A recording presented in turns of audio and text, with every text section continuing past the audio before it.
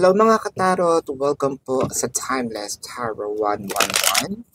And ang ating discussion po for the day, since meron po tayong reading na for June 1st to June the 3rd, kung crush ka ba ng crush mo? Ayan. So, we will be having 3 decks, no? So, let's shuffle first, no? Ayan.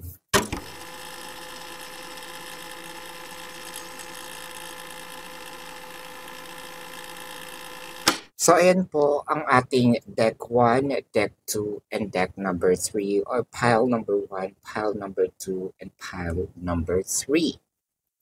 Now, para po makapili kayo kasi pare-parehas naman, no? Ang deck number 1 po ay magkakaroon nitong clear, no, na quartz. And then, magkakaroon ng deck number 2 ng amethyst. At deck number 3, itong clear na, itong rose na quartz. Ayan. So, kung nangusap po sa inyo itong clear quartz, ito po ang inyong pipiliin. Pwede pong pumili kayo ng choices o kung gusto nyo yung buong reading, wala pong problema. So, magsisimula pa tayo sa deck number 1 or pile number 1, which is itong clear quartz. Ayan. So, pile number 1. And for those of you who's new to the channel, don't forget to click the subscribe button, smash the like button, comment below if kung kayo nakaka-resonate, no? And sumali na rin po kayo sa live sa kabilang channel, dun po yun sa Babaylan TV. Meron din po tayong mga daily readings doon sa kabilang channel, Babaylan TV. So take advantage of those readings. Kung hindi po kayo maka-join sa ating live sessions, no, dito po sa comment section, pwede kayong magtanong as long as the question is answerable by yes or no. Pero kung feeling nyo naman hindi kayo masasatisfy sa yes or no na question or nasagot, no, dito po sa description box, meron po tayong link. No, either you have to click the link or copy the link so that you will be routed to my page. And then, meron po itong drop down. So, take advantage of it. Meron pong promotion doon na 4+1. No? Para doon sa mga explanations. And if you want to avail the private reading, nandun po yan sa description box. So, magsimula na po tayo. No? Pile number 1. Ang nakikita ko dito is parang alam naman ng crush mo na crush mo siya. No? I feel like nagpapakita ka ng motibo, medyo nahihiya ka, pero obvious eh. Obvious yung hiya, obvious yung mga bagay-bagay. It felt like napagtatanto niya, no? Kumbaga na-figure out niya yung mga small gestures, yung mga tingin mo sa kanya, yung mga kung paano mo siya kausapin, the way how you treat them. And I think for a few numbers of you, alam niya na ikaw yung either nag-check ng profile niya or meron kang ibang dummy account, no, na tumitingin sa kanyang profile. May hinala siya na ikaw ito, no? And I feel like gusto naman niya itong nakukuha niyang attention mula sa iyo. With the Ace of Wands, the Four of Pentacles, and the Ten of Cups. So nakikita ko dito meron namang passion, no? It just so happened na medyo secretive, no? Or medyo sabihin natin na nagdadahan-dahan itong si crush mo na ayaw din naman niya kasing sabihin mo na ay nakikiride on lang ako dito sa pagkakaroon sa akin ng crush, no? Kahit meron siyang nararamdaman, and I think na masigit pa nga yung nararamdaman niya kesa sa'yo. Sa nararamdaman mo sa kanya, sa'yo crush lang. Sa kanya nakikita ko dito parang gusto niyang pormahan ka, gusto niya mag-take advantage, pero ayaw niya, no, kasi nga hindi mo maganda sa paningin ng ibang tao. To a point na parang iniisip ka rin niya gabi-gabi, no? With the Two of Wands, the King of Swords, and the Four of Cups. So meron ditong isang pagkakataon na nakita niya na nakatitig ka sa kanya. Ano na lang siya, kumbaga dinedma na lang niya, tapos nagkunwari siya na hindi niya nakikita, no? Pero kinikilig din naman yung crush mo. So, ibig sabihin nito, crush ka ba ng crush mo? I think that this is more than crush. Katulad ng sinabi ko, meron siyang nararamdaman sa iyo. No, tingnan natin ang zodiac sign ng taong ito. It could be their sun sign or it could be a placement in their chart. I am seeing Cancer. I'm seeing Taurus, Leo. I am seeing um, Virgo. I'm also seeing Pisces. So this is your reading pile number one. Mag shift na po tayo sa pile number 2. Pile number 2.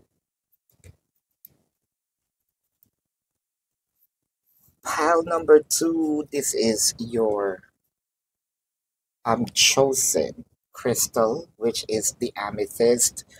For those of you who's new to the channel, don't forget to click the subscribe button, smash the like button, comment below if you resonate, and hit the Z notification bell.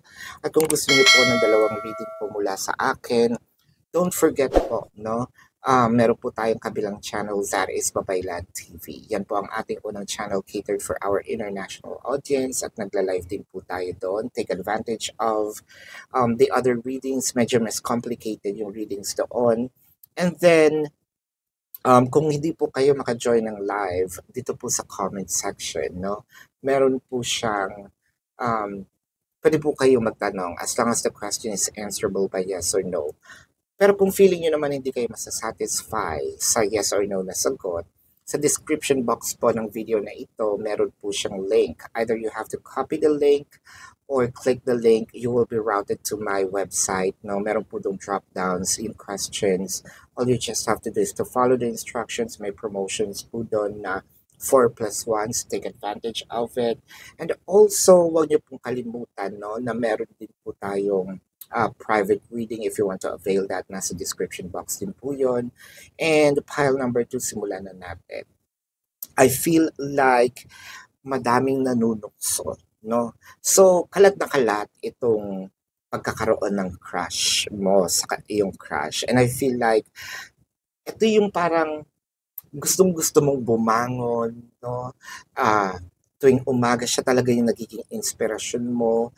And I feel like mas kinikilig ka kapag alam ng ibang tao kasi parang yung tukso, no, nakikita ko nga nagpa-blush ka na dito, sobra yung pag-aayos mo, no, talagang from head to feet to foot, no, parang tinitingnan mo, maayos ba ako, presentable ba ako, nag-iba yung kulay ng mundo mo nung dumating itong taong to sa'yo, no, and I feel like either nasa isang barkada lang kayo, nasa isang classroom, or kung nasa department, no, sa work, nandun lang kayo sa isang lugar. With the sun, the shadow side, and the moon card. Ngayon, ang tanong mo kasi dito is, crush ba ako? Kasi the shadow side in here, kasi bakit parang feeling mo natatakot ka, no? Ganun kalakas yung loob mong sabihin na crush mo siya, pero hindi mo kasi kumbaga nangangapake. Crush ba ako nito?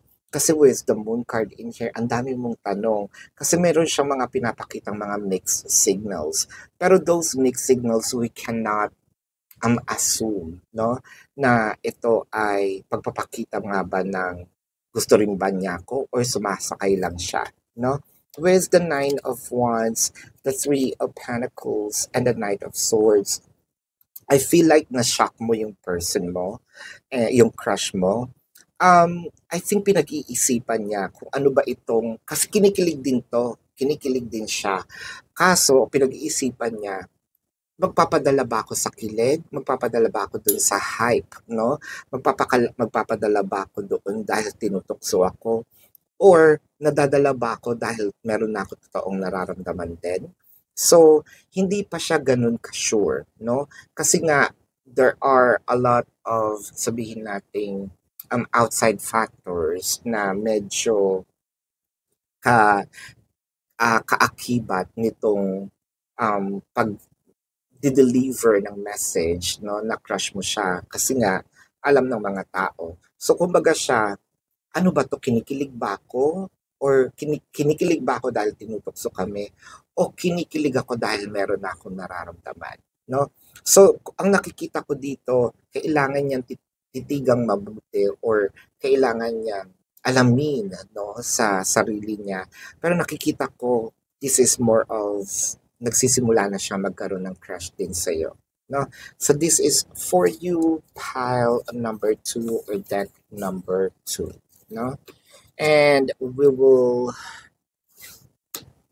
be getting pile number 3 or deck number 3. And this is your chosen crystal that is rose quartz, no? Again, for those of you who's new to the channel, don't forget to click the subscribe button, smash the like button, comment below kung kayo nakaka-resonate, and hit the Z notification bell. At kung gusto niyo po ng dalawang reading sa akin, sa kabilang channel po yun, Pabaylan TV. No? Nagla-live din po tayo doon, so pwede kayong magtanong. Pero kung hindi nyo naaabutan itong live sessions, sa comment section po pwede kayong magtanong, no? As long as the question is answerable by yes or no. Pero kung feeling nyo naman hindi kayo masasatisfy sa yes or no na sagot, sa description box po ng video na ito merong link. All you just have to do is to click the link or copy the link, then you will be routed to my page and take advantage of asking question because we also have a promotion of 4+1. Nandun po lahat ng information. And if you want to book a personal reading or private reading, nandun din po yan sa description box.